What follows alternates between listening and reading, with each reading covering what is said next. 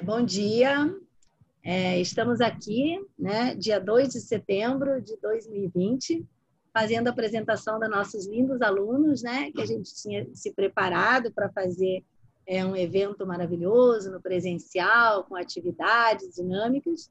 Mas, enfim, estamos passando por um momento de pandemia, mas não deixamos que a apresentação dos nossos alunos e da arte-terapia ficasse sem ser transmitido. Então, estamos aqui com um enorme prazer para fazer a apresentação dos nossos alunos de arte-terapia na formação de abordagem gestáltica, né? Então, alunos da nossa terceira turma, e hoje o dia vai ser com eles. Sejam bem-vindos. Tenho certeza que vocês apresentaram um lindo trabalho. E a tela não vai.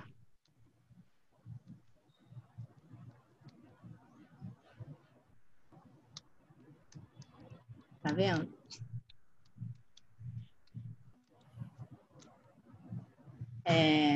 Naila Brasil e Eunice Gonçalves, né, coordenadoras do curso. Estamos muito orgulhosas dos nossos alunos que vêm se preparando há um bom tempo, né, para fazer essa apresentação. Estamos aqui muito orgulhosas de vocês três, nosso desafio, né, de estarmos fazendo uma apresentação online. E boa sorte para vocês aí, com esse excelente trabalho que vocês têm para compartilhar com o nosso público aí. Bem-vindo todos. Vamos começar pelo Anderson Amaral, que vai falar sobre a arte-terapia como recurso de estimulação cognitiva de idosos com diagnóstico de Alzheimer. Anderson. Eliane Dadvimer, que vai falar sobre arte-terapia e os diversos tipos de grupos, suas fases e seus desafios e seus benefícios da arte-terapia, no qual ela fez estágio e tem experiências maravilhosas para contribuir aqui conosco. Vamos finalizar com Fátima Castanho, que vai falar do processo de restauração da marcenaria à arte-terapia.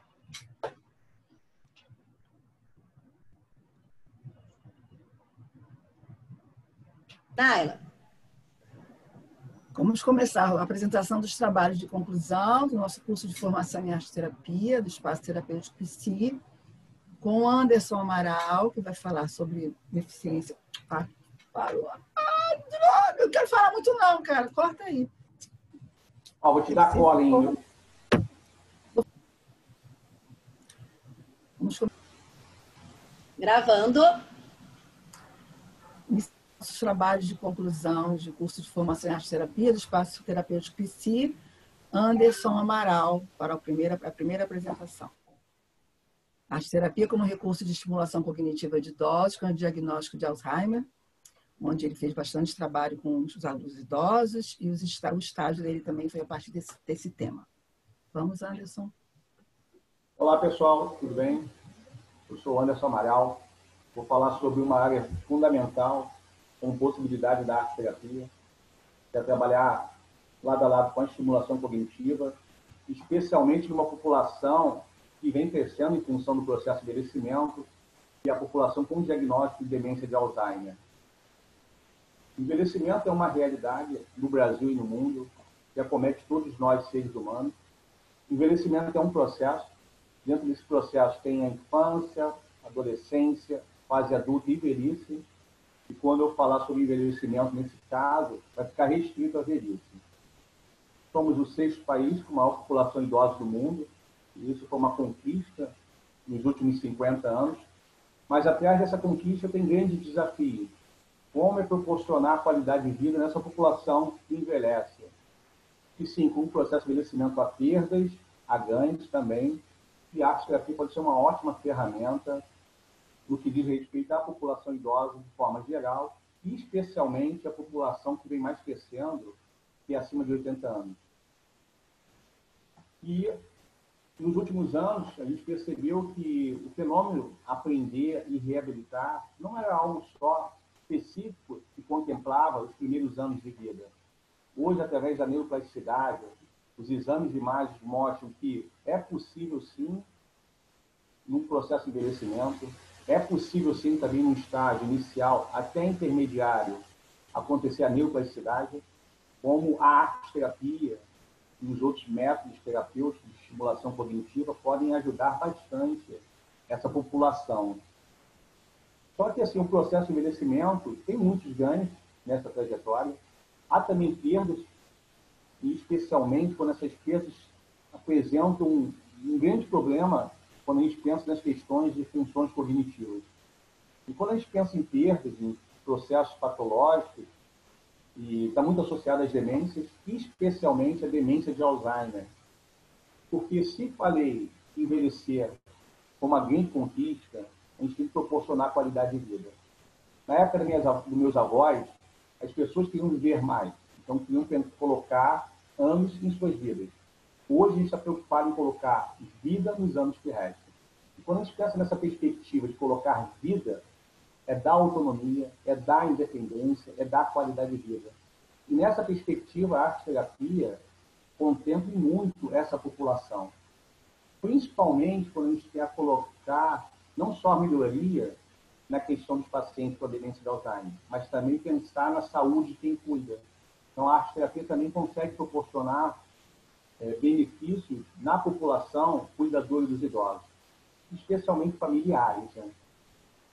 Então, assim, de uma forma bem simples, a demência, que nesse caso eu vou falar sobre demência de Alzheimer, é caracterizada por uma desordem em declínio cognitivo persistente que afeta pelo menos duas funções cognitivas. Seja a memória, habilidades visuais, raciocínio, linguagem, funções cognitivas, a parte comportamental, interferindo na capacidade funcional, na capacidade social, isso é um item bem importante, e na parte doméstica, ou seja, de interação com as atividades do cotidiano, sejam elas mais simples ou mais complexas. E quando a gente pensa que esse processo de demência causa perdas, a gente pensa assim, como intervir? Existem múltiplas terapias farmacológicas, mas nós, como não prescritores, pensamos que em terapias não farmacológicas, ou seja, não medicamentosas. E nessa perspectiva, eu vejo a arte-terapia como uma ótima ferramenta. Mas é importante a gente entender o que seria a arte-terapia.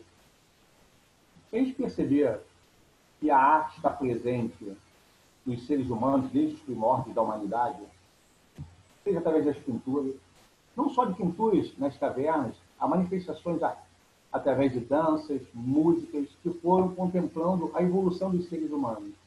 Então, a arte está no nosso DNA. Então, por que não utilizar esse maravilhoso recurso como uma forma também de intervenção terapêutica? Então, a arte-terapia usa, de uma forma geral, ampla, técnicas expressivas como um elemento terapêutico. Trata-se de uma outra linguagem que não há verbal, a linguagem plástica, musical e corporal. Deixar bem claro que arte-terapeuta é aquele profissional que faz um curso de formação em arte-terapia.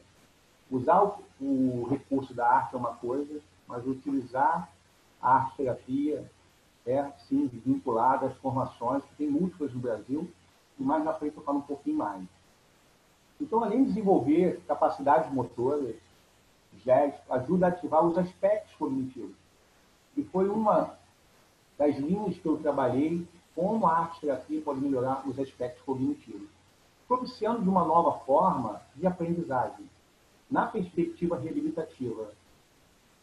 Então, a arte-terapia insere-se dentro de um contexto de exploração criativa, valorização do sensível, viabilizando por meio de utilização de recursos artísticos expressivos, tendo um processo terapêutico que serve como um recurso a fim de conectar um indivíduo aos outros seres e conectar o indivíduo com ele mesmo e o indivíduo com a sociedade. Essa tríade é muito importante a gente perceber. De como a arte-terapia consegue conectar esses três universos. E, como falei, a arte-terapia é um campo de conhecimento relativamente novo. A gente tem aí, talvez, uns 100 anos de estrada, surgindo com maior intensidade nos anos 60.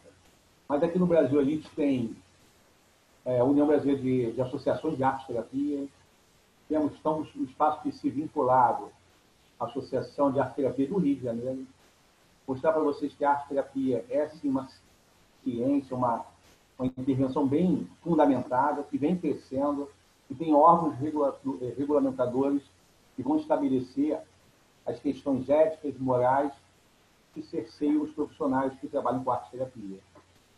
Um outro item interessante, que hoje, dentro do Ministério da Saúde, as práticas integrativas complementares, a arte-terapia faz parte, desde 2017. Isso serve para corroborar o valor do arte-terapeuta na perspectiva da saúde. Junto, é claro, com tantos outros colegas, como os terapeutas, os osteopatas, mas é interessante mostrar que a arte-terapia hoje está num nível bem mais elevado, mostrando seu valor, principalmente no SUS. Né? A gente tenta pensar e contemplar também uma população muito mais ampla, além, é claro, dos atendimentos clínicos, nas oficinas e tantas coisas mais. Então, assim, na perspectiva do envelhecimento, essa relação da arte-terapia encontra um grande campo de atuação profissional. É muito promissora na área da saúde, da população idosa, apresenta em todas as faixas etárias um potencial transformador de uma realidade para um estímulo cognitivo, tanto em idosos saudáveis, idosos com déficit cognitivo ou idosos demenciados. Então, perceber que a arte-terapia também vai muito além, trabalha também ajudar a redução dessa variação do humor, principalmente em quadros depressivos, que contemplam, infelizmente, muitos idosos com a demência de Alzheimer. E ela também serve como um elo de ligar paciente, terapeuta, terapeuta, família, família, paciente. Essa tríade é muito importante em relação ao paciente com demência de Alzheimer. Porque nós, como arte-terapeutas, não pensamos só na questão da saúde do paciente, nós pensamos também na saúde de quem cuida desse paciente. Então, eu falei sobre envelhecimento, já falei sobre a arte-terapia. É importante também entender um pouquinho sobre o que é estimulação cognitiva.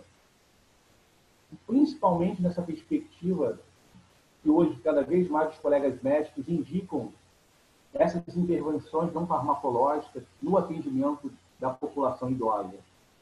Então, assim, a arte-terapia, como os outros recursos de estimulação cognitiva, contemplam equipes multidisciplinares. A proposta da estimulação cognitiva é numa perspectiva mais lúdica, onde possa ser elaborado dinâmicas prazerosas, como jogos, como o recurso da música, da musicalização, o recurso corporal, que é um recurso maravilhoso dentro da perspectiva da arte-terapia. E essas múltiplas estímulos interativos melhoram muito a autoestima do paciente. Um item muito importante que é a socialização, a integração desses pacientes. É muito comum que pacientes com demência de Alzheimer tenham uma exclusão, ou seja, fiquem excluídos. Como a gente pode utilizar essas técnicas como uma integração e na perspectiva de inclusão social dessa população? Além, é claro, de restaurar as funções cognitivas tão importantes na resolução dos múltiplos problemas que nós encontramos no dia a dia. Por exemplo, estou falando aqui, estou projetando, estou pensando. A gente pensar na esfera de funções cognitivas, são múltiplas tarefas que a gente faz ao mesmo tempo. E a arte-terapia proporciona essa imersão nesse campo de integração com as múltiplas tarefas na perspectiva terapêutica. E como uma abordagem não farmacológica, a gente pode trabalhar muitos recursos, como a utilização de jornais, de jogos, de vídeos, fotografias familiares, principalmente para trabalhar memórias de curto prazo, ou trabalhar aquelas memórias afetivas, ou trabalhar até memórias de longo prazo. Como é importante a gente interagir, técnicas que tenham sentido e significado para esse paciente. E quando eu falo sentido e significado, isso tem uma ótima relação com a arte-terapia, que a arte-terapia não é você jogar a atividade tem que ter um sentido e significado, não só para o terapeuta, mas principalmente o sentido e significado para o paciente. Nesse caso, quando eu falo paciente, a gente pode enxergar também como cliente, enfim, alguns outros profissionais podem utilizar outras nomenclaturas. Mas, enfim, então, como posso trabalhar a arte-terapia com a estimulação cognitiva? Eu até peguei essa imagem que é legal, que é real. Existem muitos projetos estimulando os idosos a utilizarem, nesse caso, o recurso da arte como manifestação de uma linguagem não verbal, dos seus sentimentos. Então, a gente percebeu o quanto da riqueza a gente pode contemplar, não só a população demenciada, uma população com comprometimento cognitivo leve, ou uma população saudável. Lembrando que é considerado idoso, em um país como o nosso, população igual ou superior a 60 anos de idade. Quando falo igual ao nosso, seria países em desenvolvimento. Então, a gente pode, sim, utilizar a arte-terapia. Os estudos mostram que ainda surge, no caso do Brasil, em pequenos grupos de estudos, mas quando você busca, na minha revisão biográfica, busquei os estudos europeus, especialmente a Sociedade Americana de Arte-Terapia. Então, há muitos trabalhos envolvendo esse diálogo entre estimulação cognitiva e arte-terapia, melhorando as funções cognitivas, as relações sociais e, principalmente, a autoestima. E quanto é importante essa intervenção, também proporcionando a autoestima desses pacientes que já estão, principalmente a transição entre a fase inicial e a fase intermediária da demência de Alzheimer, eles percebem que há uma desconexão, que há falhas, e o quadro depressivo pode ser instaurado nessa perspectiva de percepção. Então, combinar uma terapia cognitiva em pacientes com diagnóstico de demência de Alzheimer que participavam com a arte-terapia, o ganho é muito grande. Nos estudos que eu percebi que a intervenção de estimulação cognitiva, um ganho X. Quando eu juntava a estimulação cognitiva com a arte-terapia, o ganho era 2, 3x ou até mais. E melhorava de uma forma ampla essa relação da funcionalidade, da autonomia, da independência, principalmente na relação do cotidiano desse sujeito, ou seja, dessa interação desse indivíduo com a sociedade, com suas atividades no dia a dia. E assim, os benefícios são muito, muito amplos, mas destacaria principalmente o aumento da confiança, da autoestima, da motivação, serve também muito como apoio emocional, porque não penso só numa perspectiva cognitiva, não só numa perspectiva motora, mas pensamos principalmente nessa tríade do campo afetivo. O quanto é importante a arte-terapia, melhorando funções cognitivas, funções motoras e funções também afetivas. E o meu trabalho foi em cima de uma revisão biográfica, o que a literatura falava sobre envelhecimento, sobre estimulação cognitiva, sobre demência de Alzheimer, arte-terapia, e também teve a questão do relato de experiência.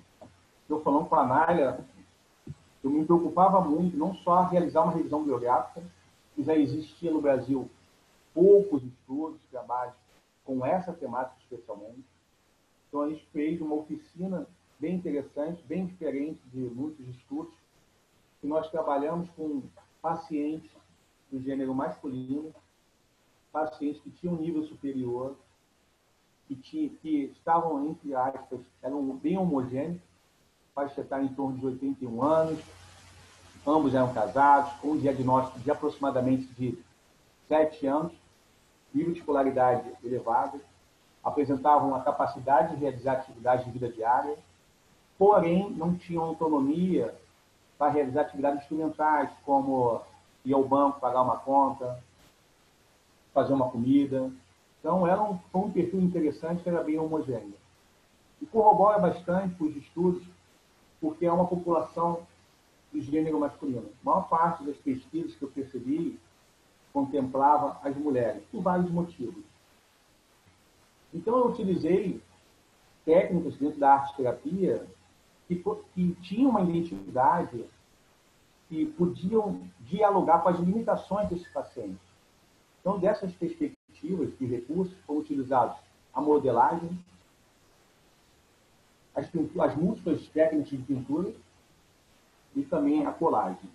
Isso é importante porque, lembra quando eu falei sobre o sentido e significado?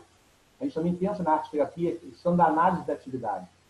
Analisar a atividade antes da prescrição, que é baseada em quê? Baseada principalmente no perfil dessa população. Então, essa atividade foi a primeira atividade que aconteceu, foi que nós denominamos como a árvore da vida, onde esses pacientes receberam uma folha que tinha várias folhinhas, então eles tinham que escolher qual folhinha, tinha formas diferentes, eles tinham a liberdade de pintar, utilizar as cores que desejassem, que mais fossem mobilizados naquele momento, e depois eles tinham que trabalhar a questão do recorte, para em seguida colar. Se a gente pensar em funções cognitivas, habilidades videoespaciais, habilidades motoras finas, estratégia, raciocínio, a gente pensar na perspectiva emocional, afetiva e terapêutica, e quanto esse diálogo da arte-terapia com a estimulação cognitiva, numa atividade como essa, que teve um sentido e significado, uma análise de atividade, e o retorno teórico desses pacientes foi algo maravilhoso. E essas múltiplas cores representavam os desejos, as ansiedades, as angústias desse início da oficina. Então, demos o pontapé inicial com essa atividade. Aconteceram outras atividades, como uma que eu gosto muito de citar, que utilizamos o recurso da imagética nutricional, ou seja, eu projetava um vídeo associado a um artista, nesse caso foi o Van Gogh, onde utilizamos um vídeo, existe uma música que também retrata a vida de Van Gogh, e nesse vídeo apareciam vários quadros de Van Gogh. E os pacientes foram orientados, após um relaxamento, se concentrarem em silêncio e trabalhar nessa questão da imagética nutricional tão falada pela querida Naila, que falou muito o quanto, quando a gente vai com estágio prático, a gente vê o quanto é importante. Eu, no meu caso, a modificação, até um relato pessoal, foi muito, muito grande. Eu saí daquele campo concreto, saí num campo observacional e meti a mão na massa, o quanto foi importante. E no final, eu mostrei 2 quadros, 2 estrelados e um quarto. Os pacientes foram orientados a escolher um quadro. Os 2 escolheram o quarto de Van Gogh, e eles podiam utilizar tanto lápis de cor ou lápis de cera. O paciente J, que eu chamei J, a opção por ter o lápis de cera é porque ele já tinha dificuldade em trabalhar com materiais mais finos como um lápis. Então, a adaptação foi feita até como um recurso de tecnologia assistida. Então, foi interessante, que um trabalho bem legal. Eles não foram orientados a reproduzir fielmente o quadro. E o que mais me chamou a atenção foi o retorno teórico. Uma coisa que é muito legal da arte-terapia, que eu não vou interpretar, é o que o paciente traz para mim. E a fala dos 2 foi bem interessante. Ambos escolheram o quadro, o quarto, porque remetia lembranças afetivas da infância, aquele quarto que ele morava com os irmãos, ou o quarto do filho. E quando eles relataram a não escolha do Noite Estrelada, é porque Noite Estrelada remetia à escuridão, o entardecer. E quem trabalha com demência de Alzheimer, paciente, sabe que existe a síndrome do pôr do sol. Não estou aqui afirmando que isso foi um relato, mas serve como uma lacuna que talvez essa imagem da noite estrelada remetia o entardecer. E talvez isso possa ser um dos motivos de nada não escolha. Também um lado do quarto de remeter a lembranças afetivas, o quanto é importante a gente entender também a história de vida desse paciente na hora de prescrever uma atividade. E acabou também que deu muito pano de manga. A Naila pediu para a gente realizar um desdobramento dessa atividade. Então, esses pacientes foram orientados a montar o quarto deles, uma casa. Então, eles trabalharam nessa sessão a questão da pintura, do recorte, da colagem e confeccionaram o seu quarto. Então, é importante também que a arte-terapia há desdobramentos, outras releituras, outros desdobramentos de uma atividade. Não quer dizer que termine naquela sessão. Pelo contrário, pode dar pano de manga para outras sessões. Ou também, pegando na questão da imagética nutricional, esse foi as obras que eu mostrei do Matisse, e no final, como foi levantado questões de que, naquela fase da vida, é como se fosse um espelho quebrado, ou seja, essas perdas de memórias, de papéis sociais. Eles relataram que como se fosse um espelho quebrado. Então, uma das atividades que eu fiz foi essa da colagem, baseado no trabalho de Matisse, onde eles eram orientados a escolher os papéis e, por que não, reconstruir esse espelho que foi quebrado. Então, assim, a gente trabalhou atividades que tivessem sentido e significado. A todo momento, o paciente era estimulado a utilizar as coisas que desejasse. Eles é que cortavam os papéis. Então, se a gente pensar em habilidades motoras finas e tantas coisas que são importantes na estimulação cognitiva, como teve esse diálogo bem legal com a arte-terapia. Ou uma atividade que foi baseada na questão do pontilhismo, onde eles tinham que ligar os pontos, porque o relato deles é que a vida tinha vários trajetos, em alguns momentos tinha um momento de início, meio e fim. Então, a gente quis ressignificar essas múltiplos trajetos que a vida nos oferece, ou a vida nos contempla. No caso das cores, foi também uma escolha dos pacientes, então eu fiz uma releitura da atividade, tendo onde no final eles tinham que dar o retorno teórico, como foi importante ter essa percepção de que o ponto azul ao outro ponto podia representar um momento da vida, seja a infância, um momento da atividade profissional, um momento atual, e com isso a gente traçar perspectivas futuras. Que a arte-terapia também é isso, né? Claro que a gente vai viver um momento do aqui e agora, mas também pensar em um prognóstico, quais poderiam ser os próximos passos. Por isso é importante, dentro da perspectiva da arte-terapia, os planos terapêuticos, a ficha técnica, que a Naila falou muitas vezes, e é uma bússola para a vida do arte-terapeuta, o quanto é importante aquele papel, o quanto é importante cada item, e isso foi trabalhado em todas as atividades. Então, assim, a conclusão do meu estudo, do meu trabalho, na perspectiva do envelhecimento demencial, está associado a um declínio funcional, tem um impacto muito grande na vida dos pacientes e de familiares. É uma realidade que a gente não tem como negar. Porém, a oficina obteve resultados significativos na melhoria do autorrelato, ou seja, os pacientes relataram que estavam melhor. Foi importante também a escuta dos familiares. Vamos falar lá, o paciente J ou S está mais focado, está tendo menor alterações de humor, está tendo uma socialização maior, um maior desempenho nas atividades cognitivas e físicas também. Então, a oficina utilizou a arte-terapia como um recurso de estimulação, fez com que também tivesse a maior adesão e integração. Os pacientes pouco faltaram, eles gostavam, eles já chegavam, às vezes, em algumas sessões, com falas da atividade anterior, e falavam assim, eles chamavam de professor, e hoje a gente vai fazer o quê? Isso era ótimo, se a gente pensar na perspectiva de adesão. Com a adesão a gente consegue ter a integração e continuidade do nosso intervenção. Então, a arte-terapia pode ser, sim, uma ferramenta, um tratamento não farmacológico na demência de Alzheimer, principalmente no olhar da estimulação cognitiva. Eu termino aqui agradecendo especialmente a Deus, que me conduziu em muitos momentos da operação.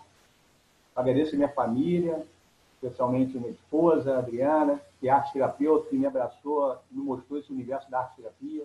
As minhas filhas lindas e maravilhosas. Agradeço aos meus colegas que fizeram parte dessa jornada, mas eu agradeço especialmente, mais do que qualquer familiar, do que qualquer colega, a Naila e Eunice, que me mostraram um universo que eu não conseguia enxergar, que é o que a arte-terapia faz. Não transforma só nossos pacientes clientes. A arte-terapia também transforma nós alunos e nós arte-terapeutas. Acho que a arte-terapia remete à plasticidade. Ela transforma o paciente, transforma o terapeuta o tempo inteiro. Então, meus agradecimentos especiais para Naila Brasil e Eunice Gonçalves por me acolherem, por se tornarem amigas e, principalmente, puxarem minha orelha. Fiquem com Deus, aí eu agradeço essa oportunidade. Anderson, obrigada, né, pelos agradecimentos, mas, na verdade, obrigado pelo seu trabalho. Eu acho que você está ajudando muitas pessoas, né, e levando a arte-terapia até para outros profissionais, né, que é abrangente outras áreas, não é só de psicólogo, é de fisioterapeuta, né, é de biólogos, é de arquitetos. Eu acho que o número é muito grande que tem no nosso curso. Então, parabéns, excelentíssimo trabalho. Tenho certeza que você está ajudando muitas pessoas e se ajudando, como você falou. Muito gratificante. Parabéns.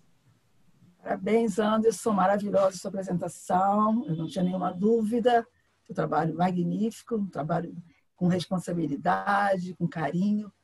Foi muito bom. Apesar dos puxões de orelha, que valeu a pena, né? Então, obrigada a você também, tá? Muito bom ter um aluno como você. Eu que agradeço. Agora, Eliane, apresentando o seu belíssimo trabalho com grupos também. Boa sorte, querida. Olá, meu nome é Eliane da Vítima. Eu já frequentava o espaço terapêutico Psi quando eu tomei conhecimento da arte-terapia.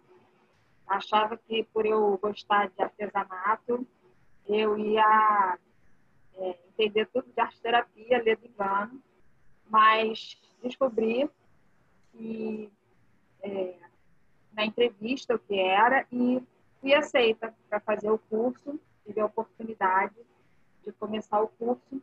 E nessa mesma época estava acontecendo a jornada de arte-terapia, com oficinas acontecendo na semana inteira. E eu participei de todas, e cada uma que eu fazia eu gostava mais, foi um excelente aperitivo.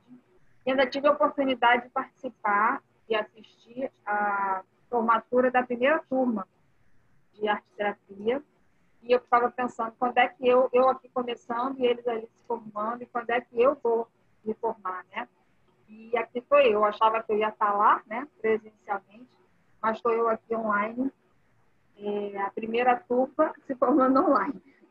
Mas assisti também a segunda, aliás, eu e Fátima, a gente teve a oportunidade de fazer a parte prática daquela formatura da segunda, e nós estamos aqui, a terceira turma, de forma totalmente diferente.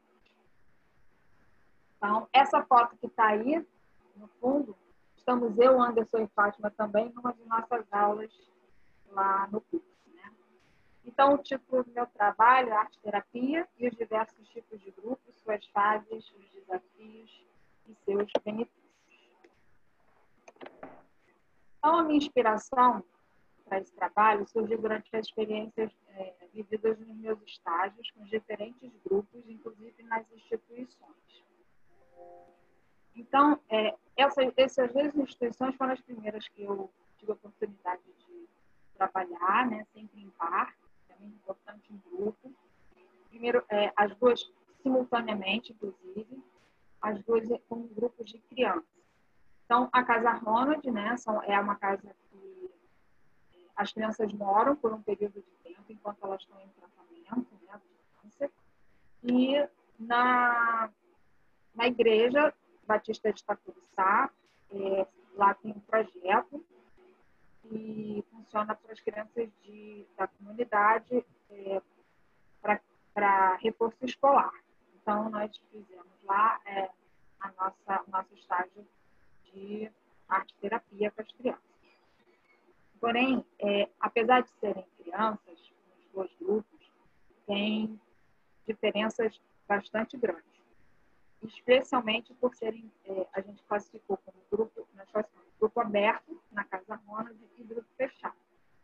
A principal diferença de grupo aberto e grupo fechado é porque lá na Casa Ronald, em função desses tratamentos, não por eles morarem lá, mas especialmente pelos tratamentos, nem todos estavam lá todas as vezes que a gente semanalmente estava lá presente. Então, o grupo aberto, nem sempre nós temos os mesmos participantes, né, na mesma sessão. Acontecia deles estarem presentes em sessões esporadicamente. Mas, por conta disso, não dá para ter um trabalho continuado, né? Não dá para ter um desdobramento do trabalho. Então, nesse caso, a gente tinha que pensar as atividades com começo, meio e fim, na mesma sessão, né? Ao contrário do grupo fechado, né? Que o grupo fechado ele tem como característica principal sempre os mesmos integrantes. Então, quando começa, já não entra mais nenhum outro participante e tem um prazo para terminar. E o trabalho, então, dá para ter um desdobramento, dá para fazer, pensar em atividades continuadas e conforme a proposta do grupo, né? O que acontecia, então, na Igreja de Itacuruçá.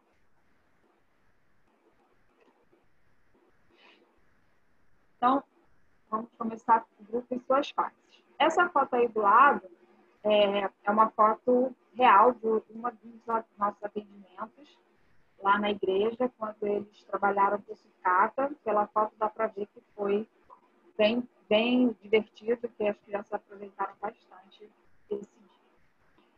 Então, o começo. No começo, o grupo se reúne, as regras são estabelecidas e começa a sua atividade. Nesse começo, o arteterapeuta, então, tira as dúvidas que o grupo eventualmente vai ter e sobre a arteterapia ou sobre o trabalho em si, relembra os acordos estabelecidos e o grupo toma ciência, então, de como vai ser, na prática, as sessões, e conforme a proposta do grupo. Ainda tem uma certa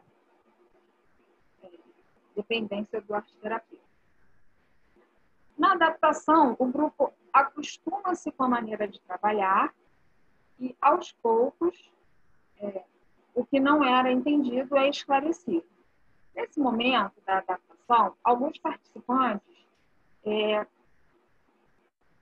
pode perceber que as atividades não lhes servem ou eles não estavam preparados, não era aquilo que eles imaginavam. Então, nessa adaptação, ou então não começam a ter contato, vir à tona algumas coisas que eles não estavam realmente preparados, porque a arteterapia justamente proporciona isso, né? Por mais simples ou que tem uma atividade, que a gente prepara uma atividade do grupo, mexe, né, e vem à tona coisas que a pessoa ainda não está preparada e a pessoa simplesmente desiste de participar do grupo, desiste da arteterapia, o que é comum. Ao contrário, outras se encantam e se comprometem mais ainda. Coesão do grupo. Nessa fase aí, a confiança e o vínculo estão estabelecidos. Então, as pessoas já sabem o que as espera, anseiam pelas sessões e já estão completamente envolvidas e comprometidas. Compartilhar. Os membros do grupo estão mais dispostos a expor em suas atividades de arte e a partilhar alguns de seus problemas. Esse compartilhar se torna importante, mais profundo, uma vez que as pessoas já estão em contato com suas questões e seus maiores problemas. Então, eles se tornam já cúmplices, né? Então, esse compartilhar já é uma necessidade, vamos dizer assim. Quando vai chegando ao fim, pode ser acompanhado, o fim do grupo, de raiva, depressão, pode ter uma certa confusão, mesmo se for apenas por um intervalo temporário. Então, se a gente pensar agora como foi agora nesse período de pandemia, a gente imagina que muitos grupos que tiveram que parar temporariamente, ou mesmo terminar, a gente fica sabendo que muitos não conseguiram voltar, então é possível que alguma dessas situações devam ter acontecido. E nesse período, essas pessoas devem ter sentido algum tipo desses sentimentos. Mas, quando vai chegando ao término, e quando se sabe o término, o arteterapeuta, ele vai preparando as atividades para esse término. Então, as atividades vão sendo preparadas para que esse tipo de situação não aconteça. Então, as atividades, quando elas vão chegando ao término, que é pré-determinado, então as atividades são feitas para que não se sinta nenhum tipo de sentimento negativo e o término é feito de modo tranquilo e satisfatório. Então, aqui eu botei aqui umas fotos para ilustrar essas fases. Aqui na primeira é a Casa Ronald. Nós temos aqui, bem aqui no fundinho, aqui a Eunice e a Naila, que estão se isolando. Aqui é a minha par na época. Aliás, a Mari foi a minha par em todas nas duas instituições. Então, aqui a gente tem o começo e a adaptação das crianças, fazendo aqui o que se deve, o que não se deveria fazer, eles mesmos construíram o quadro. Aqui ainda na Casa Ronald, na segunda foto ao lado, a coesão, apesar de ser um grupo aberto, já estavam bem integrados, estavam bem aqui, ó, coesos, alguns participavam juntos, outros seguiam eventualmente em outras sessões, mas já conseguiam participar tranquilamente. Aqui embaixo, as duas fotos de baixo são na igreja da Curuçá. Aqui já tem uma criança já expondo a sua arte, já os outros já ouvindo, direitinho, de que o outro serelepe expondo a sua arte. E aqui, no fim, era o dia já estavam prestes a terminar, era o último dia, e eles estavam aqui, ó, trabalhando com aquela foto da sucata, todos expondo a sua arte, felizes, afinal eles também iam entrar em férias. E nós preparamos esse dia para que fosse feito aí o encerramento tranquilo.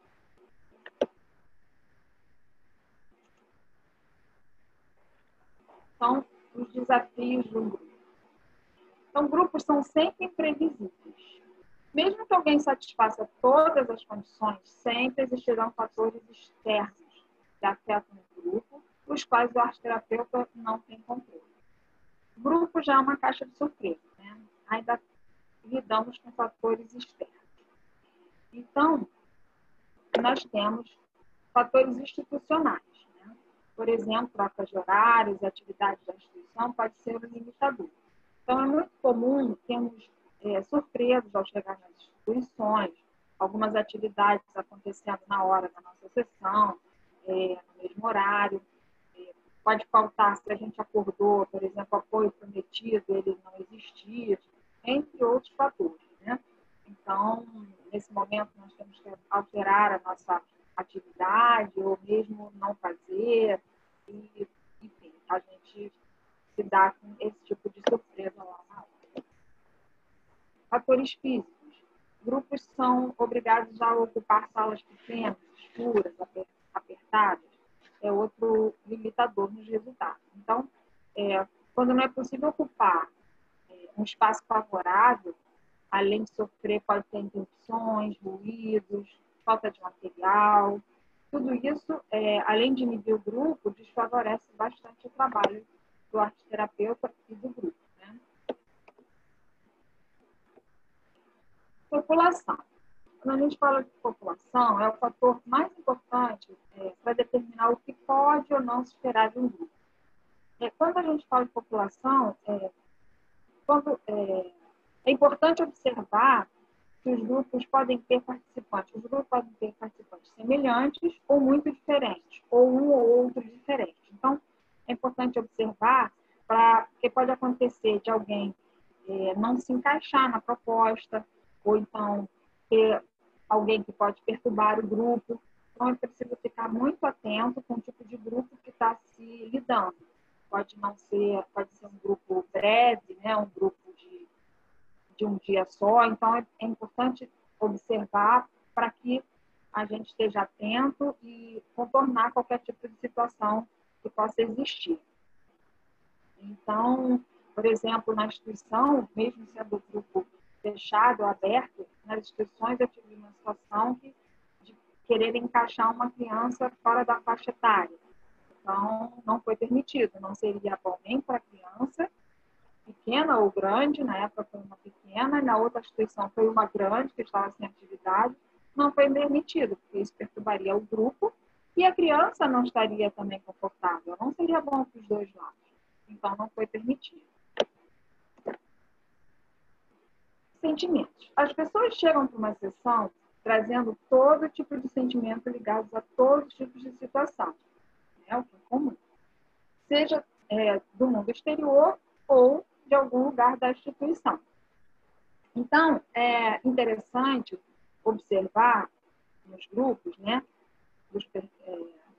saber como elas estão chegando, né? Sempre perguntar, porque é uma boa ideia verificar isso, porque as pessoas, como elas estão se sentindo antes da sessão, isso pode influenciar muito na atividade que o arteterapeuta vai aplicar, porque isso pode, dependendo da resposta, pode significar, ela pode ter que alterar, modificar, tirar uma etapa da atividade, sabendo ter ali um feeling, né, um sentimento ali, para assim, isso aí não vai dar certo, hoje aquilo ali eles não estão preparados para esse tipo de situação.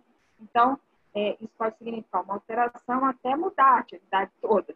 Então, é importante fazer rapidamente né, ali como quem não quer nada, saber como é que os sentimentos estão naquele momento, saber o que está acontecendo, para a atividade poder ter dar certo, né? Então, porque quando uma sessão não transcorre bem, pode não ser alguma coisa, pode ser alguma coisa que aconteceu fora dali, não necessariamente, por isso que é importante saber, né? Que eles estão. Entretanto, até algumas falhas podem se transformar em vantagens, e os grupos de arte resultante podem vir a ser experiências muito satisfatórias, contribuindo significativamente para o crescimento e desenvolvimento dos indivíduos. Eu mesma tive uma boa experiência em relação a isso. Eu acabei de citar que a gente recusou as crianças, mas no grupo de adultos, na mesma igreja de Itacuruçá, com os responsáveis dessas crianças que faziam o reforço escolar, estávamos eu e Naila, né, no reforço escolar, com as mães, com as responsáveis, né, são as mães, e a coordenadora nos mandou um pai. Aí, e era um grupo fechado de mulheres responsáveis. Chegou o pai, mandada pela coordenadora lá do projeto. Olhei para a Naila, é contigo? Eu, tá. Aí eu, na hora, perguntei para as mães. Porque eu pensei na hora, bom, se a coordenadora me mandou esse pai, é porque ele deve estar precisando. Não é criança. Então, assim, bom, é diferente a situação. E aí, as mães, eu perguntei, ele pode participar? Elas imediatamente, não teve, assim, um mal-estar, né? Eu observei bem o rosto delas e elas tranquilamente disseram que sim. E foi a melhor coisa que aconteceu, porque ele entendeu rapidamente a atividade, não precisei explicar o que era rapidamente, que era arte terapia, ele também não estava nem um pouco interessado. Ele estava interessado, ele fez a atividade, está ali ele fazendo a atividade, escrevendo, pedi para escrever, escreveu, pedi para colar, colou, está aqui o resultado. Enquanto colaram imagens, ele só escreveu palavras, porque ele precisava falar. E ouvir falar foi um debate maravilhoso, que todos aprenderam, inclusive eu. Jamais vou esquecer esse dia, eu conto essa história para todo mundo. Foi super rico. Então, agora a gente passa para os benefícios de um grupo. Além de grupo ser super rico, né? Aqui só enumerei alguns benefícios. O grupo pode fortalecer e reanimar. Não só a quem participa. Todos esses benefícios eu elenco tanto ao grupo quanto ao arteterapeuta, tá? Eu acho que é todo mundo que participa. Reassegurar as conquistas individuais. Fornece múltiplos espelhos para trazer à tona a ludicidade e o prazer. Então, como a arte-terapia trabalha com o lúdico, é sempre um prazer enorme, né? E os múltiplos espelhos, afinal de contas, nós estamos ali em grupo, um se espelhando nos outros. Colabora ativamente para o autoconhecimento de cada um e de seus participantes. É uma das principais propostas da arte-terapia, é o autoconhecimento, e isso vem praticamente automaticamente, né? A gente, até sem buscar esse autoconhecimento, ele vem à tona mesmo. sobre interação afetiva, convivência, partilha, dificuldades com o outro e com nós mesmos. Então, quem se habilita a conviver num grupo vai ter o prazer de ter todas esses prazeres, né? Afetivos, convivência, partilha, até a dificuldade é importante, né? A gente aprende muito com tudo isso. Favorece novas aprendizagens, descobertas e desafios. Mesmo que um trabalho seja feito individualmente, existe um espaço para aqueles que desejam falar sobre o seu trabalho ou apenas mostrar o resultado. Falar através da arte. Nesse momento, em geral, o grupo interage, se fortalece, sente que não está só. Isso porque a arte-terapia, não necessariamente todos são obrigados a falar, afinal de contas, a arte fala por si só. Então, ele não é obrigado a nada, muitos necessitam falar, outros não, ninguém julga ninguém, e ele interage se quiser. A interação se faz através de simples mostrar ou de falar, e ele se fortalece assim mesmo. E assim, não, sentir que não está só é sentido por todos.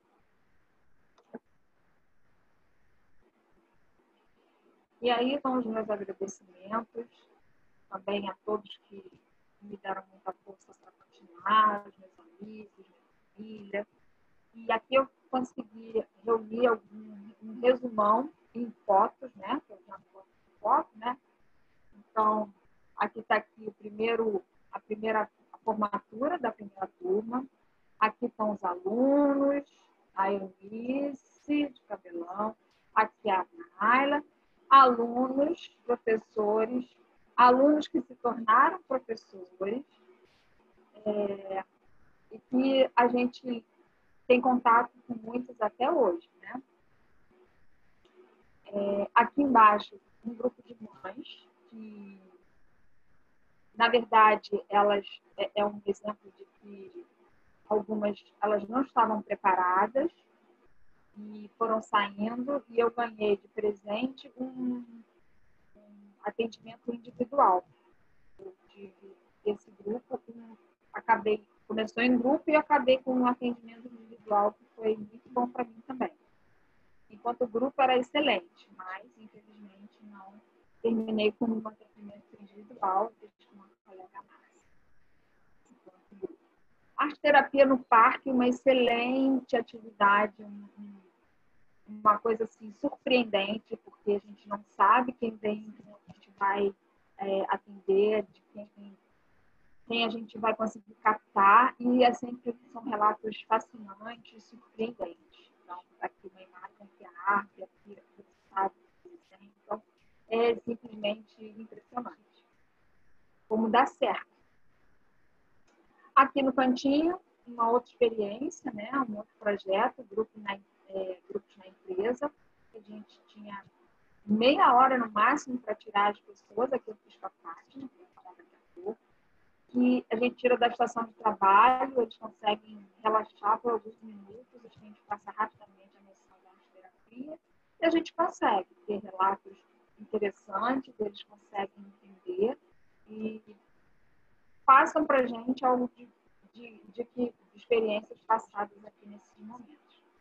E aqui o último dia de aula. Só o Anderson não estava, porque eu acho que ele já estava, essa matéria ele já tinha concluído.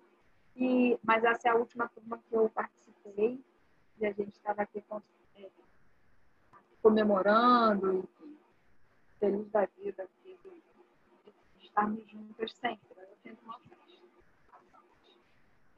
E aqui,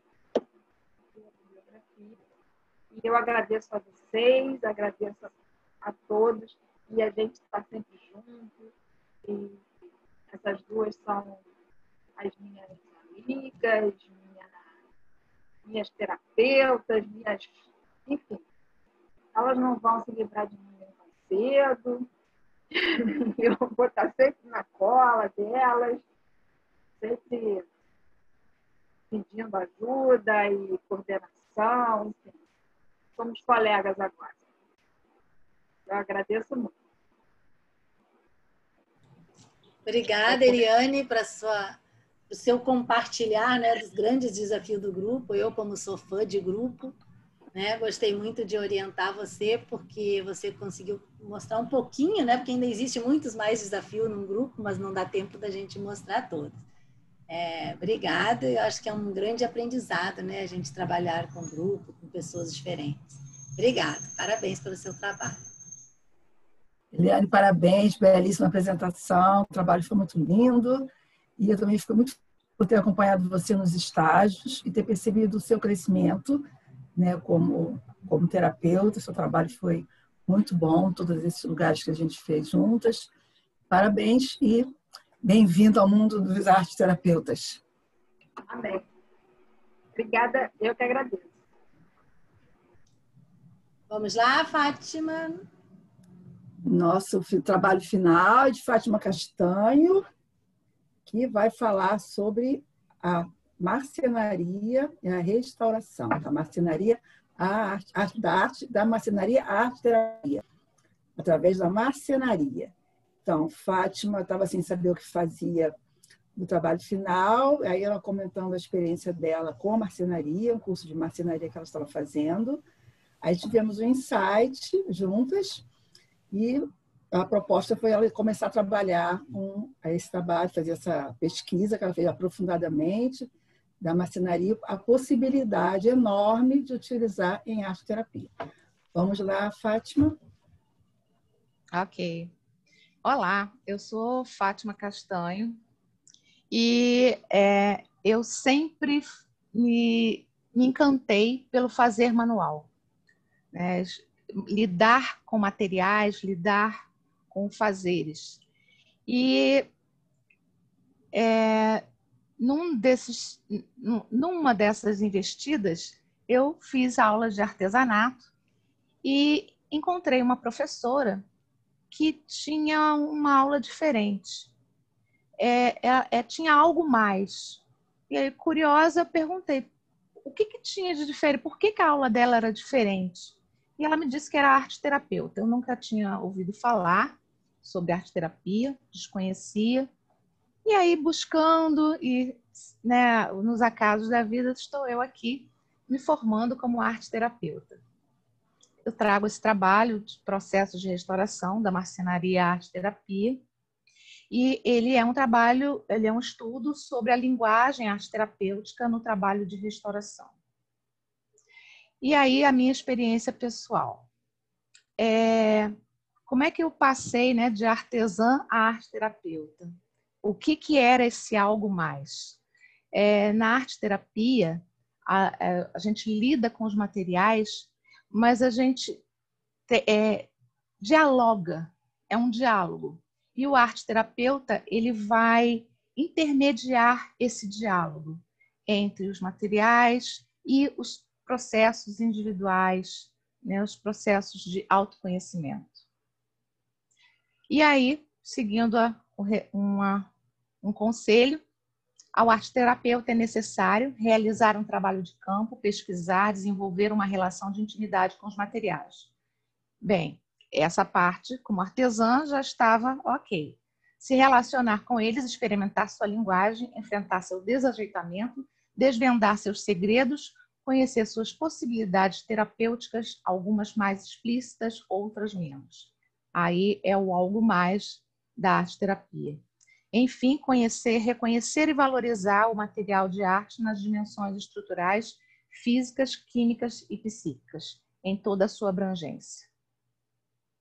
E então, o porquê da restauração, a Naila já introduziu, que durante o curso de arte-terapia, eu também mantive meus contatos, né, do fazer manual.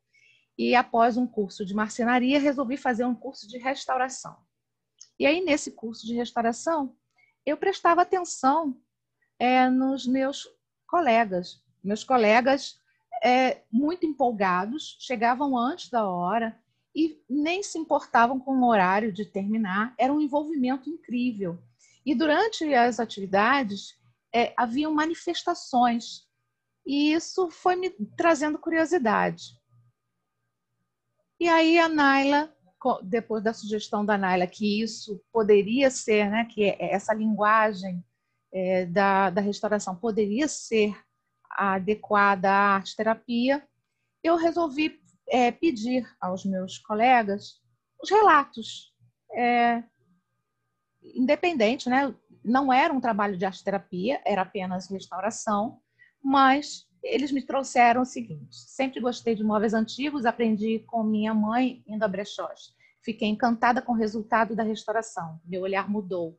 Agora, quando olho para um móvel, penso na história dele. Outra pessoa disse: descoberta de inúmeras possibilidades criativas e um novo olhar sobre objetos que remetem ao passado. A palavra para mim é ordem. Seguir uma ordem, uma sequência, sem pular etapas. Foi importante para tudo dar certo.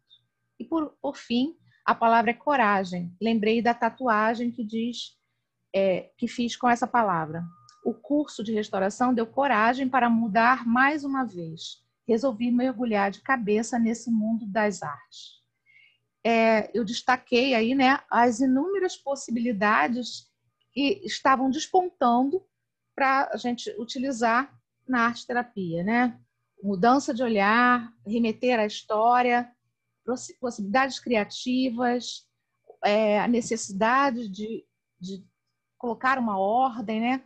A coragem que foi impulsionada. E aí a gente começou a investigar propriamente, né, como fazer. E aí algumas questões para a gente iniciar. De que forma a restauração pode ser agregada como linguagem no processo arte-terapêutico? Esse era o desafio. Passar da restauração propriamente para um processo de individuação. Quais os seus possíveis benefícios? E aí, buscando o conceito geral de restauração, visar o restabelecimento da unidade potencial da obra. Ou seja, restabelecer-se, né? Buscar a sua essência. Resumindo, é isso. É trabalhar com a essência. E também a restauração pode ser um símbolo de recomeço. Encontrei na bibliografia dois trabalhos que traziam a marcenaria associada à psiquiatria, a marcenaria como forma de tratamento não verbal, né? Eram grupos muito comprometidos. E aí, esse trabalho não verbal com a restauração. Mas em arte-terapia, eu encontrei pouco material, pouca bibliografia sobre o assunto. Apenas 2 trabalhos. Restaurar, buscando o significado da palavra, né? De novo, instaurar e colocar no lugar. E aí, como verbo, voltar a possuir algo que foi perdido, colocar em melhor estado, possuir um novo início, começar mais uma vez, voltar a possuir brilho, fazer reparos, restabelecer. Transmitir força, vigor a alguém, a alguma coisa ou a si mesmo. Reanimar-se. E os sinônimos, né? Recomeçar, restabelecer, recuperar, reparar, remendar, refazer, emendar, consertar, arranjar, reanimar. Só nesses sinônimos a gente já encontra, né, uma positividade terapêutica. É isso. A gente precisa investigar melhor isso. Essa era a ideia. E aí a restauração pode ser utilizada como ponte. E aí a gente vai buscar na lei da correspondência. O que está dentro é como o que está fora. E esse vai ser o norteador de todo o trabalho. Estabelecer essa relação entre o objeto, que é material, e a psique, imaterial. Enquanto restauram, reformam, reaproveitam, reciclam os conteúdos psíquicos por meio dos materiais plásticos que lhes chegam às mãos, vão reconfigurando forma e identidade, percorrendo desta forma o caminho sagrado do autoconhecimento e nele a entrega ao Nininoos. E aí, falando da restauração e da marcenaria propriamente, a empatia mobilizadora, trazendo toda aquela impressão que eu tive, né, durante o curso de restauração. Como era mobilizador. E aí a gente tinha que adaptar a marcenaria como uma técnica expressiva. Como é possível se expressar, se colocar através da marcenaria. E aí, como facilitadora do diálogo, a marcenaria vai facilitar esse diálogo. Cada indivíduo, em sua singularidade, terá um ou alguns materiais expressivos que são mais produtivos para o trabalho arte-terapêutico, permitindo caminhar das mãos que nada podem fazer às mãos da materialidade e da materialização.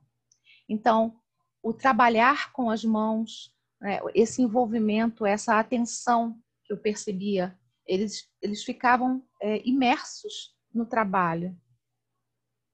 E aí a madeira, né, tem uma linguagem. Como eu falei, na arte-terapia a gente estabelece um diálogo. E os materiais têm as suas linguagens.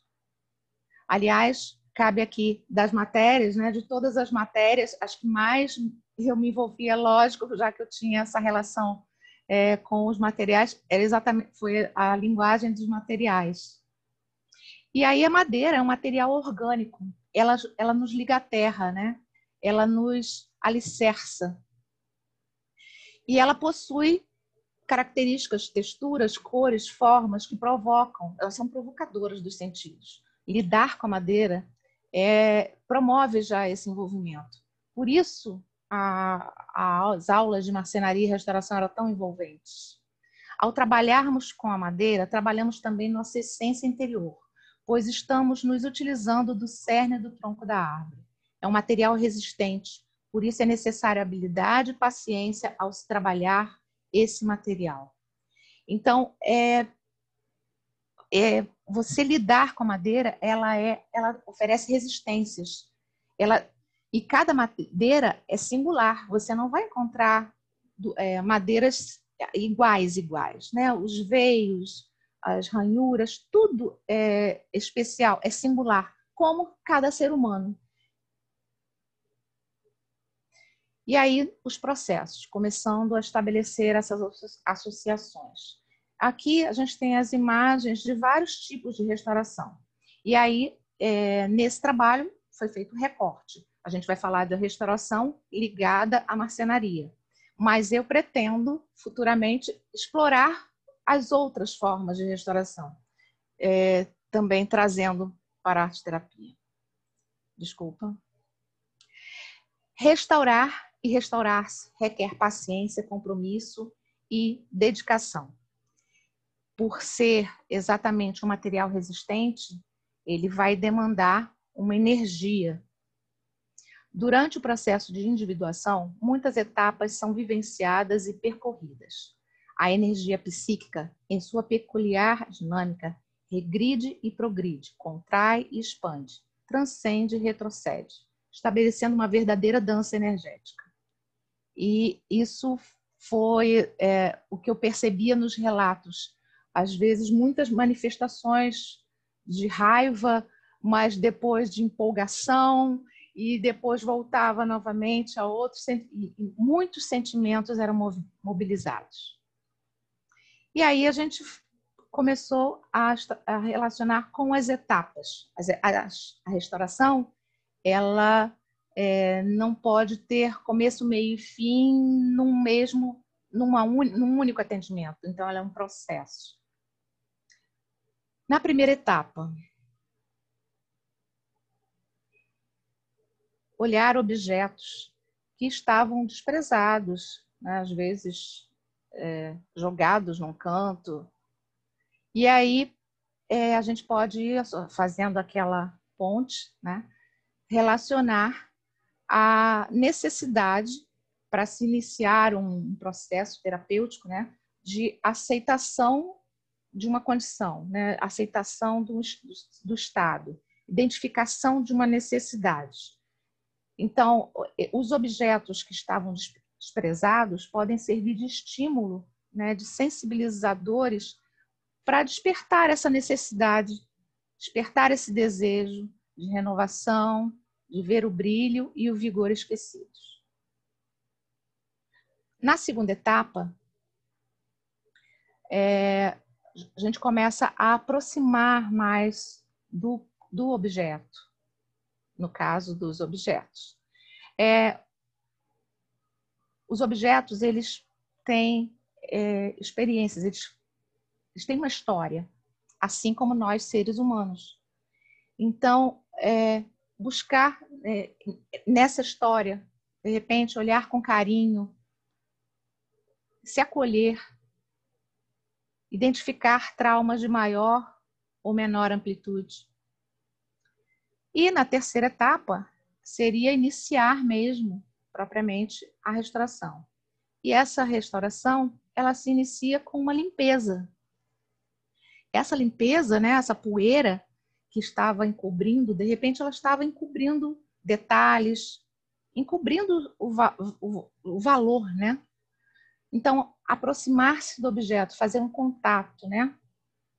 Livrar-se da sujeira que leva à rejeição. Possibilitar o acolhimento do que se apresenta. Depois, retirar camadas, né? As impregnações. A história foi trazendo coisas que não pertenciam propriamente à essência desse objeto. E é necessário retirar. Lixar, retirar camadas daquilo que não pertence. Desapegar-se de incrustações. Liberar sentimentos de raiva e ansiedade. E aí as mãos vão servir de elo, né? As mãos vão fazer essa ponte entre o material e o imaterial. Por vezes, é necessário desmontar totalmente ou então refazer algumas partes, assim como nos processos, né, de reconstituição individual. A gente precisa refazer-se. Refazer partes, lidar com as marcas, aceitar aquilo que é possível, entender que as imperfeições e as marcas são registro da passagem do tempo. Depois, escolher uma nova apresentação. A gente tem que tomar algumas decisões, né? Como trazer, como se reapresentar, como se reinserir, como lidar com o agora. Por fim, reencantar-se.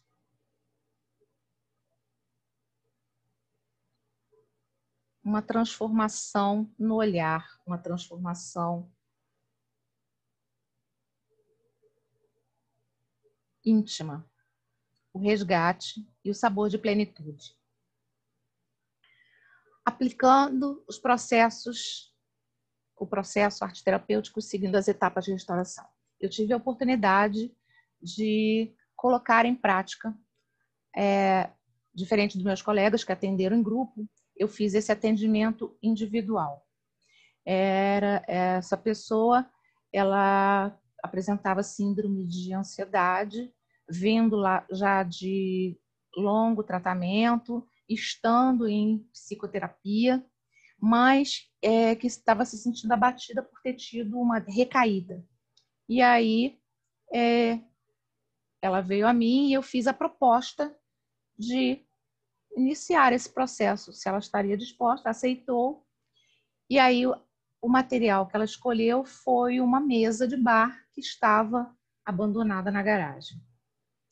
Nesse primeiro momento, a sensibilização foi de observar esse objeto, esse móvel, e buscar, se perguntar, esse objeto tem valor? Ele ainda tem algum valor? Você consegue perceber esse valor? E aí os relatos. Opa. Ela me relatou o seguinte: como objeto desprezado, o desprezo pelo que ainda está em mim. Aquilo que pareço é o que mais chama atenção. Estigmas, rótulos, vícios, desgastes. Sou o que está oculto aos olhos. Estou por trás desta aparência. Olhando as entranhas, reencontro aquilo de que julgava já ter me libertado. Encontro sujeiras antigas, sentimento de frustração. Preciso me resgatar. E finalizamos esse encontro com o início da limpeza, aquela limpeza que foi o contato. A parte plástica foi essa escrita, né? Foi uma escrita criativa. No segundo atendimento, aproximando-se do objeto, foi necessário que retirasse pregos que estavam fora do lugar. E aí o relato foi: retiro pedaços que não me pertencem mais. Sei que ainda resistem alguns traços. Preciso arrancá-los como pregos fora do lugar. Dói é saber que ainda estão aí. Também foi necessário usar ácidos. Algumas coisas estão tão impregnadas, elas me corroem. O ácido as corrói. Vou me revelando a mim camada por camada. E finalizamos este encontro com o início do lixar. No terceiro atendimento,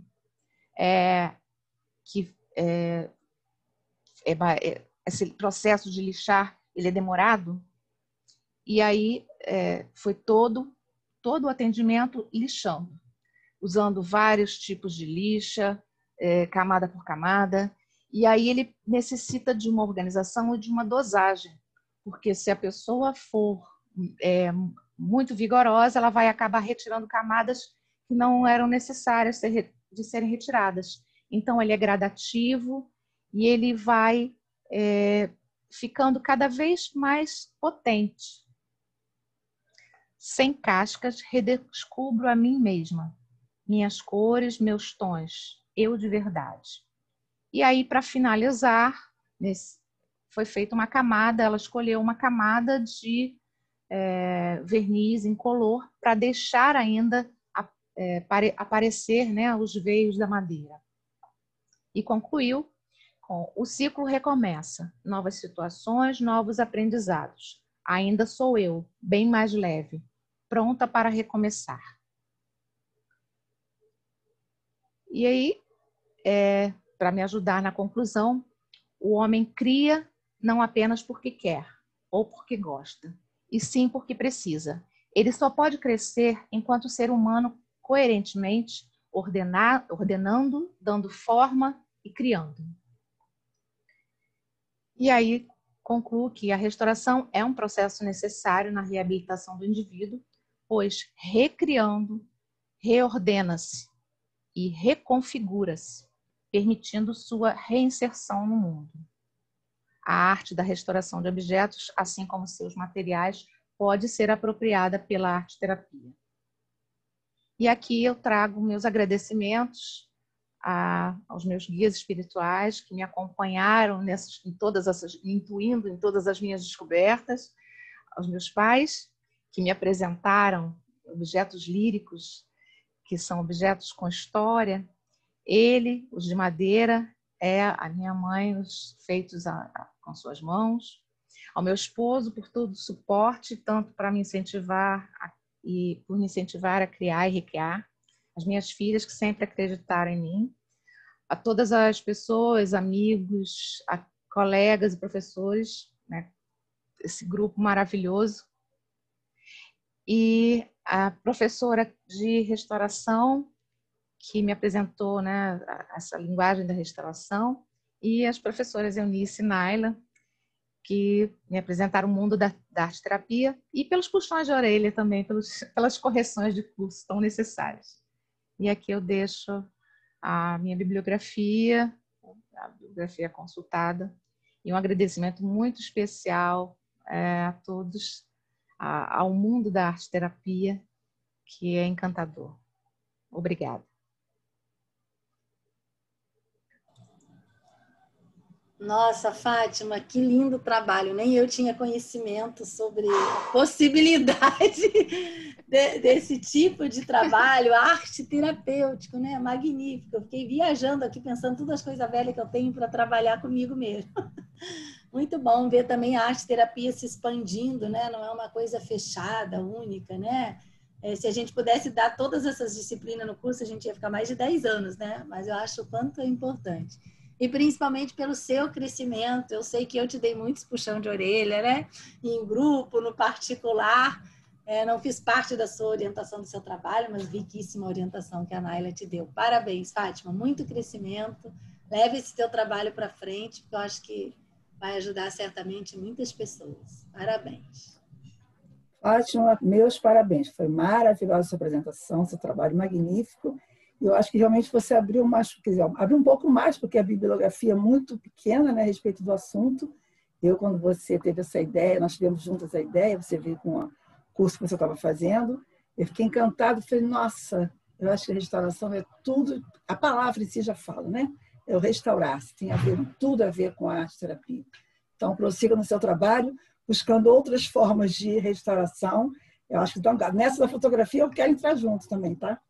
Que eu achei a ideia já. Tá bom? Como a Eliane falou, vocês não vão se dizer livres de mim, eu quero continuar esse estudo e vou continuar. Eu sou aprendiz, né? Como eu já coloquei nas minhas identificações pessoais, eu sou aprendiz, sempre. Então, eu quero continuar sem esse estudo, aprofundar. Muito obrigada. Parabéns. Obrigada a todos vocês, né? Eliane, Anderson, Fátima. Foi belíssimo o trabalho de vocês. Como diz a Eliane, é a terceira turma, mas é a primeira online, né? E parabéns para vocês, vocês arrasaram, né? Parabéns mesmo. Obrigado também pelos alunos que vocês são, de aceitarem esse puxão de orelha, né? Como a Eliane falou no grupo, a arte-terapia tem pessoas que se encaixam, outras não tem certo ou errado. Mas o quanto vocês aceitaram, o quanto vocês levaram, cresceram e estão espalhando a arte-terapia para inúmeras possibilidades, grupos, restauração, idosos. Isso é muito bom, fico muito feliz com isso, porque eu sou apaixonada pela arte-terapia.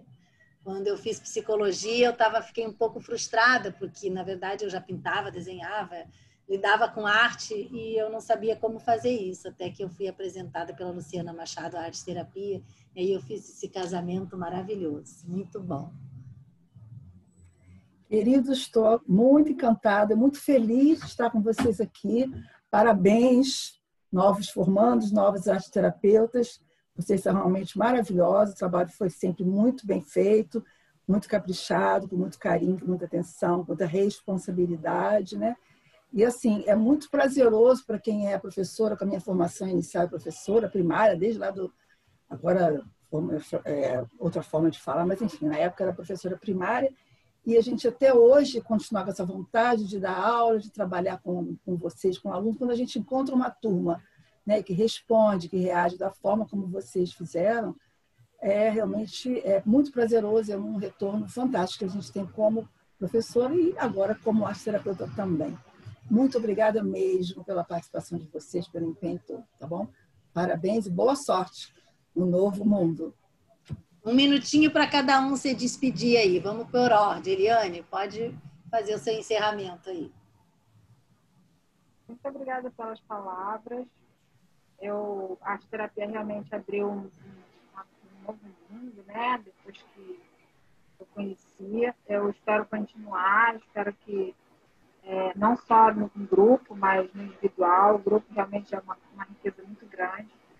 E esse mundo da arte-terapia tem inúmeras possibilidades, né? Como a gente viu. Então, eu agradeço muito a todos os colegas, a vocês duas, a todos os professores também, né? Que a gente continua encontrando por aí. E, enfim, essa arte-terapia só tende a crescer e cada vez mais. Obrigada a todos, meus colegas queridos, e a vocês duas, tá bom? A gente se vê sempre por aí. Você, Fátima?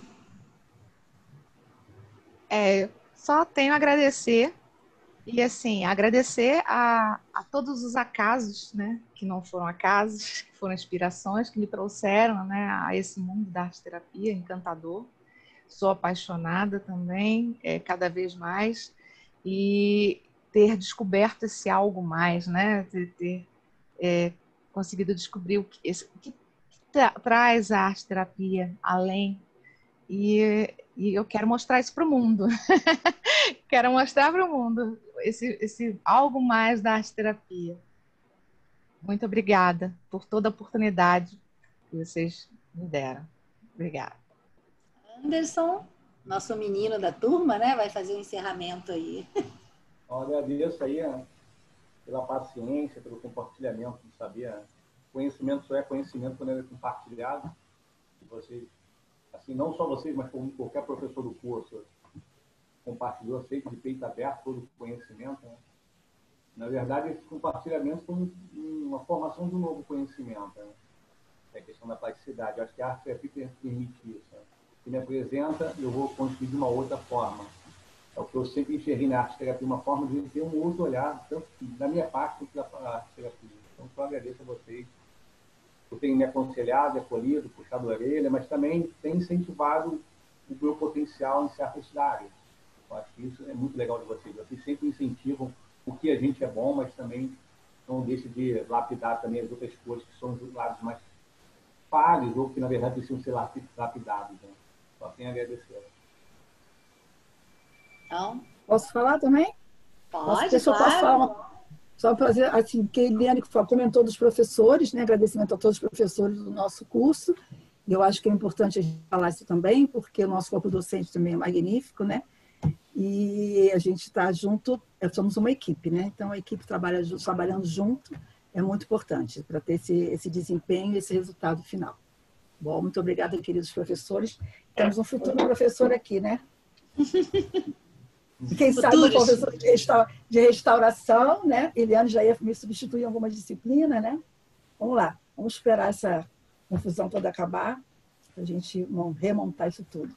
Muito obrigada. Muito obrigada, Eunice, também, pela grande parceria que você é. Muito bom a nossa parceria aí. Obrigada a todos vocês, tá? Beijo grande, obrigada. Obrigada a todos.